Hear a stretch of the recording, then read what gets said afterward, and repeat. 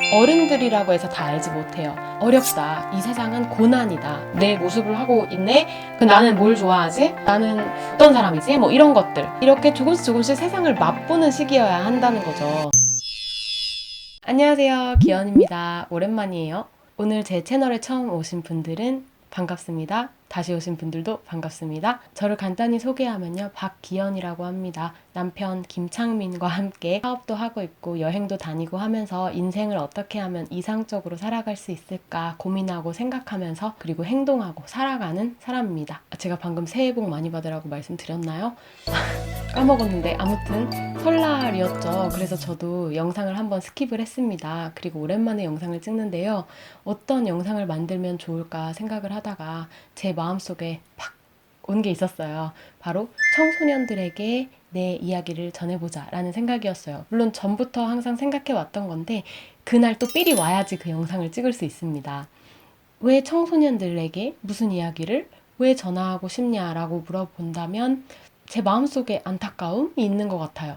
이거를 얘기하자면 아마 한 2시간, 3시간 들으셔야 될 건데요. 저는 우리나라의 청소년 아이들에게 되게 안타까운 마음을 가지고 있어요. 그게 뭐냐면, 그리고 저의 과거에게도요. 저의 과거의 청소년이었던, 저도 청소년이었고 어렸던 때가 있었으니까 그때에도 우리의 사회가 청소년들에게 아주 좋은 사회라고 생각이 들지는 않아요. 뭐 사람마다 보는 관점은 다를 거예요. 이 세상을 살아가는 것이 굉장히 어렵다. 이 세상은 고난이다. 뭐 인생은 고난이다. 인생을 고난으로 바라보고 힘든 시간으로 바라보는 사람들이 있을 것이고 또 좀 좋은 거. 인생은 축제다. 인생은 어떤 기회다라고 바라보는 사람들이 있을 거예요. 그런데 어떤 바라봄이든지 간에 청소년 시기, 어린이 시기만큼은 어찌 보면 큰 고민 없이 보낼 수 있는 시간이면 참 좋겠다라는 생각을 하거든요.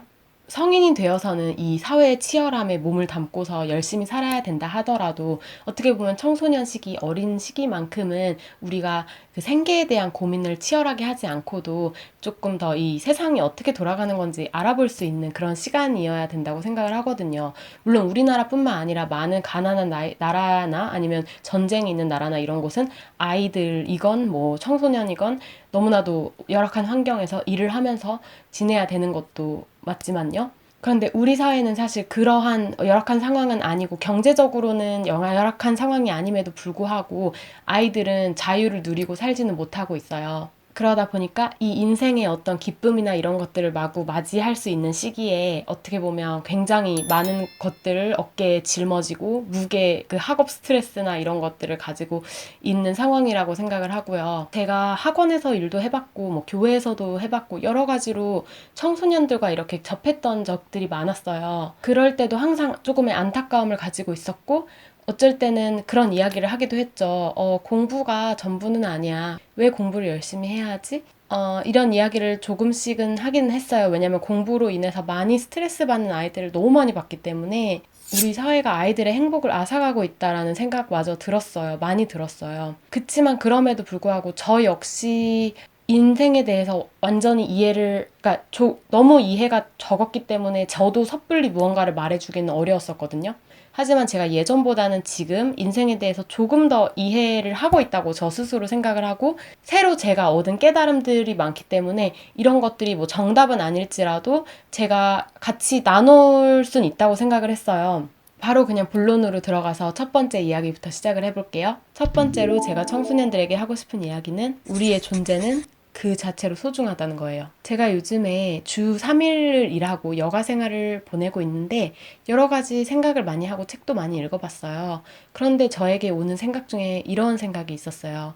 우리는 생산적이기 위해서 태어나지 않았다라는 어떤 그런 문장이 저에게 떠오르더라고요. 로봇이나 기계는 어떻게 보면 생산적이기 위해서 태어났어요. 하지만 사람들은 그렇게 태어나진 않은 것 같아요. 만약에 우리가 생산적이기 위해서 태어났다면 다 로봇처럼 똑같은 일을 하게끔 착착착 만들어져야 되지 않았을까요? 하지만 우리는 참 신기하게도 다 달라요. 저는 이게 굉장히 신기하다고 생각을 하는 것 중에 하나인데 저 박기현이라는 사람은 이 세상에 하나밖에 없어요. 뭐 도플갱어라는 말이 있죠. 뭐 얼굴이 똑같은 사람이 있을 수도 있겠죠. 하지만 저와 똑같은 사람이라고 말할 수 있을까요? 그 사람이? 그리고 시대적 상황이 다를 거기 때문에 저랑 똑같은 생각을 갖지는 않았을 것이고 전 세계에 나라는 사람은 딱 한 명밖에 없는 거예요. 우리가 로봇을 만들고 기계를 만들 때는 그렇게 만들지 않잖아요. 여러 가지를 정말 많은 수량을 한 번에 만들잖아요.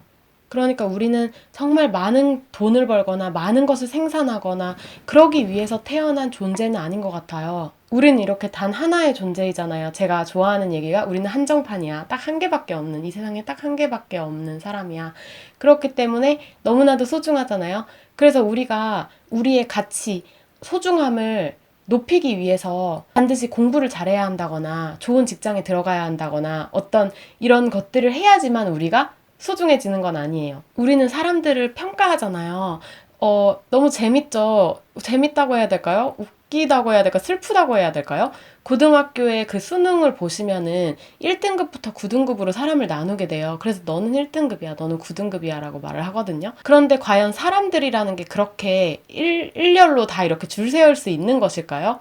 그 기준이 뭐죠? 거기에서 더 높이에 있다고 이 사람이 더 가치 있는 사람도 아니고 거기에 낮게 있다고 가치가 없는 사람도 아닌 거죠. 그러니까 나란 사람은 꼭 뭔가를 잘 해내야지만 성공한 사람? 뭔가를 꼭 잘 해내야지만 가치 있는 사람이 아니라는 거예요. 우리가 무언가를 잘하기 위해서 태어난 것도 아니에요. 그러면 왜 태어났냐?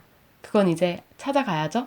하지만 분명한 것은 내가 가장 많은 돈을 벌기 위해서 태어난 거는 절대 아니라는 거예요. 그렇게 됐다면 이건 누구 회장님이 우리나라에서 가장 성공한 사람이고 가장 가치 있는 사람이겠죠? 그런데 그렇진 않잖아요. 두 번째로 하고 싶은 이야기는 어른들도 잘 몰라. 어른들도 잘 몰라요. 어린이로 살면서 청소년으로 살면서 어른들에게 상처를 받는 경우가 상당히 많아요. 이런 얘기가 있어요. 어른들은 너무나도 몰라서 아이들에게 물어봐야 알 수 있다 이런 내용이 있었어요. 그게 뭐냐면 오히려 어른들은 살면서 자꾸 편견이나 상식이나 이런 것들에 부딪히면서 살았기 때문에 나름대로 머릿속에 그런 편견들이 가득하게 돼요. 그래서 오히려 어린이들은 너무 쉽게 볼 수 있는 것을 어른들은 보지 못해요. 어른들은 여러분께 이게 맞는 길이야, 이렇게 가 라고 강요를 하거나 막 강하게 하는 경우가 상당히 많을 거예요. 저도 항상 그런 것들을 겪어왔고 사실 어른들도 다 잘 몰라서 그래요. 만약에 어른들이 자신의 생각을 굉장히 강력하게 주장하면서 넌 이렇게 살아라는 사람이 있다면 사실 그 어른은 진짜 잘 모르는 사람이에요. 정말로 깊은 생각을 하고 경험이 많은 사람이라면 자신의 생각을 자신의 아이에게 주입하진 않아요. 공무원 되는 게 최고야 라고 말을 하는 사람은 사실 자신이 잘 모르고 있다는 걸 보여주는 거거든요. 어떻게 그것이 하나의 답이 될 수는 없잖아요. A라는 사람에겐 그게 답이 될 수도 있지만 B라는 사람에겐 그게 답이 아닐 수도 있고 내가 내 아이에 대해서 완벽히 알고 있으니까 나는 너의 길을 제시할 수 있어 라는 것도 사실은 되게 어리석은 생각이에요. 생각해보세요. 지금 저 자신에 대해서 저는 다 알고 있을까요? 나 자신에 대해서도 나는 잘 몰라요. 왜냐면 나의 5년 뒤, 10년 뒤에는 정말 수많은 잠재력, 내가 상상할 수도 없는 잠재력을 내가 품고 있어요. 그런데 내가 그걸 이미 다 예상할 수가 있을까요? 없어요. 그런데 엄마 아빠의 입장에서 아이들의 미래의 잠재력을 다 알 수가 없거든요. 그런데 너는 이거 공무원을 하면 돼. 공무원이 예시일 뿐입니다.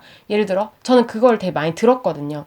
그렇게 얘기를 한다는 거는 이 아이를 마치 다 아는 것처럼, 이 아이의 미래를 다 아는 것처럼 얘기를 하는 거거든요. 다 안다고 생각하는 게 의문을 가지고 있는 것보다 더 모르는 거예요.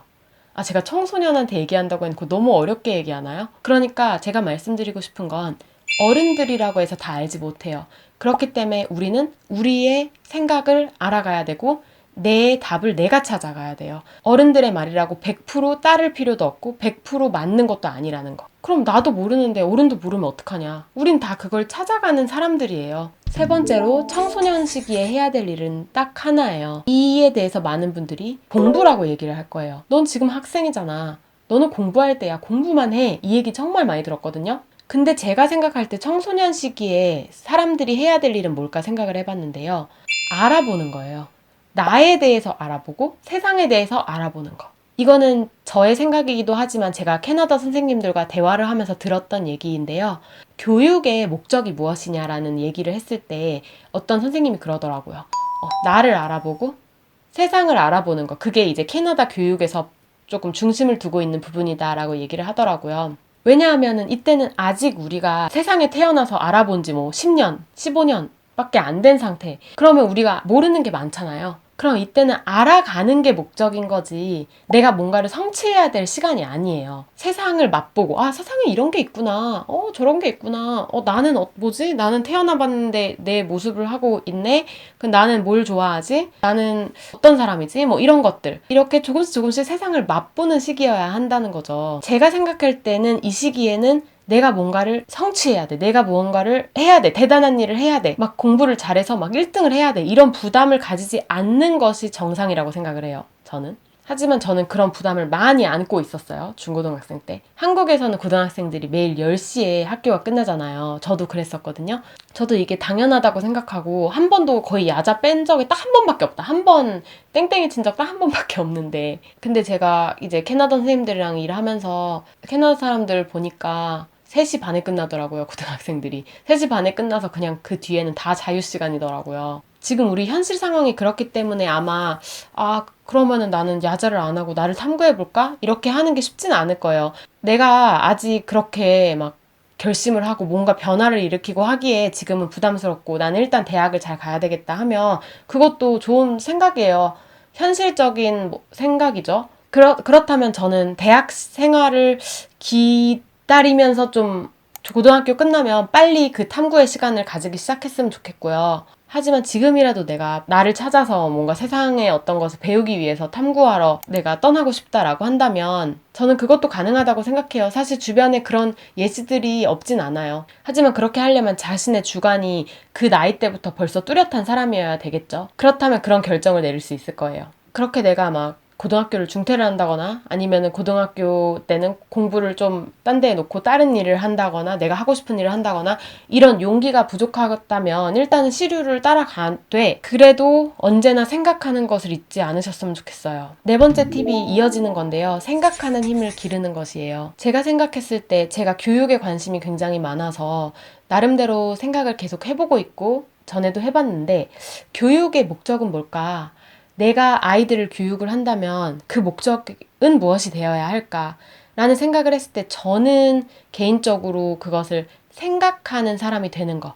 그러니까 스스로의 생각을 가지게 되고 스스로 생각하는 힘을 기르는 것이 가장 중요하다고 생각을 해요. 우리나라의 교육에서는 생각을 물어보는 경우가 아예 없다고 봐도 무방해요. 제가 중학교, 고등학교, 그리고 초등학교 때도 그렇고 제 생각을 물어봤던 선생님을 거의 만난 적이 없어요. 너는 어떻게 생각해? 너의 생각은 뭔데? 라는 거를 한 번도 알려주지 않았어요. 그리고 우리의 스스로의 생각이 어느 정도 정립이 되려면 그 부분에 대한 많은 고민과 생각이 필요하고 또 경험도 필요해요. 그런데 우리의 교육에선 그게 안 된다는 거예요.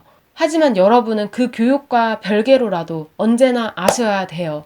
아셨으면 좋겠어요. 내 생각을 가져야 된다는 거. 저는 한국 외국어 대학교를 들어가서 2년 다니다가 3년 휴학하고 그 다음에 중퇴를 했어요. 제가 중퇴를 했을 때 정말 저를 지지해주는 사람이 없었어요. 다 반대를 했거든요. 설날 같은 때 친척집에 가면 친척들이 반대를 했고 교회 가면 교회 사람들이 반대를 했고 부모님은 말할 것도 없고 그런데 수많은 사람이 반대를 해도 내가 어떻게 결정을 내릴 수 있었을까요? 그건 제가 스스로 많은 생각을 했기 때문이고 많은 생각을 통해서 나 자신의 생각을 갖고 있었기 때문에 저는 알았던 거예요. 이게 내가 원하는 것임을 알았어요. 스스로의 생각이 있다면 다른 사람들의 생각을 따를 필요가 없어요. 다른 사람의 생각을 따르는 것과 다른 사람들을 배려하는 것은 다른 거예요. 대부분의 사람들이 하는 생각을 따라가는 것이 언제나 좋은 선택은 아니랍니다. 생각보다 다수가 하는 생각이 언제나 저를 혹은 여러분들을 좀 더 질 높은 삶으로 행복한 삶으로 인도해 주진 않아요. 만약에 그랬다면 우리나라의 대부분의 사람들이 행복해하고 있어야 되지 않을까요?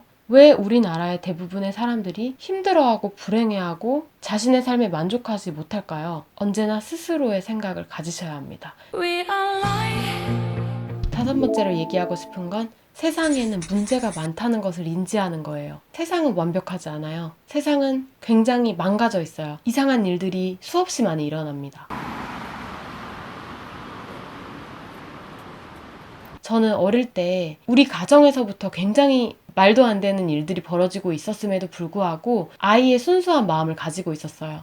그래서 세상은 아름답다라는 것을 믿고 살았거든요. 하지만 실제로 제가 나중에 발견했던 것들은 그렇지 않더라고요. 전 그래서 많이 놀랐었어요. 고등학생 때도 고등학교 비리 이런 일이 있었고 대학생 때도 비리가 비리가 막 터졌었거든요. 그리고 나서 이제 뭐 무슨 비리도 많이 터지고 근데 그런 것들을 인지하지 못한 채로 하면 내가 상처를 받아요. 그냥 내 주변에 일어나는 일들이 너무나도 나를 아프게 하고 나를 상처 입게 하고 정말 너무 문제들이 많잖아요. 근데 그런 것들이 당연히 슬퍼해도 돼요. 슬퍼해도 되고 너무 이해 안 되고 불만을 가져도 되고 왜 나한테 이 세상이 이렇지? 라고 생각해도 돼요. 그 슬픔은 완전히 느껴야 되고 하지만 그 다음으로 넘어가는 단계는 아 그렇구나. 세상은 이렇구나. 세상은 정말 아픈 사람들이 많구나. 문제가 많구나. 이렇게 약간의 객관적인 시선으로 넘어가는 것이 필요한 것 같아요. 예를 들어 이제 중학생 때 뭐 친구들과의 따돌림을 당한다거나 저도 그런 적이 있어요. 그런 것들을 보면 왜 그런 일들이 일어날까요?